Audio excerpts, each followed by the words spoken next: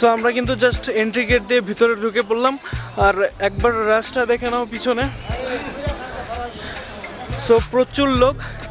এখান থেকে 2 কিলোমিটার কিন্তু ওপরে যেতে হবে, তারপরে সানরাইজ সেই ভিউটার জন্য। তো এখানে সবাই কিন্তু এসে পড়ছে।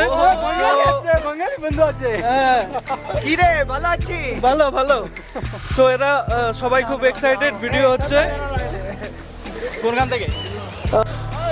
সো সানরাইজ ভিউ পয়েন্টে যাওয়ার জন্য কিন্তু আমাদের অলরেডি স্টেপ চলা শুরু হয়ে গেছে। মোর দেন 1200 স্টেপ আছে। তো চলো সেটাকে আগে পার করে নিই। সো যেতে যেতে আরেকটা ইনফরমেশন দিয়ে যাই। এইখানে আসতে হলে ওয়ান ভেহিকেল, 1 টু হুইলার আর 2 পার্সনের জন্য কিন্তু 70 রুপিস নিয়েছে। প্লাস আমার এই ডিএসএলআর ক্যামেরাটাকে অ্যালাউ করার জন্য 50 রুপিস। সো ফ্রেন্ডস জাস্ট দেখো, এটাই কিন্তু সেই সানরাইজ ভিউ পয়েন্ট। অলমোস্ট পৌঁছে গেছি। বাস এখান থেকে আজকের সানরাইজ দেখবো আর তোমরা এনজয় নাও।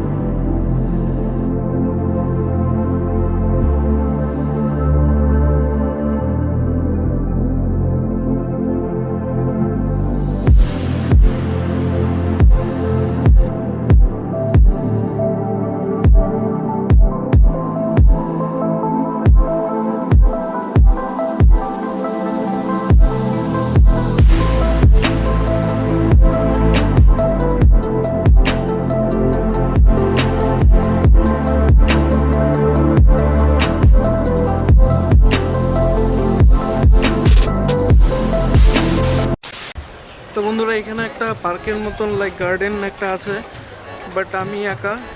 তো পার্ক গার্ডেন বেসিক্যালি হচ্ছে মিঙ্গেলদের জন্য, কিন্তু আমি সিঙ্গেল। বাট আমি সিঙ্গেল আসিনি, আমার সাথে একটা পাগল এসেছে। পাগল বলতে ওর সাথেই বেশিরভাগ আমার জার্নি ট্রাভেল হয়। তো পার্কে সেরকম একটা থাকবো না, বাট তোমাদের একবার ভিউ দেখিয়ে দিব, একবার ভিউটা দেখে নাও।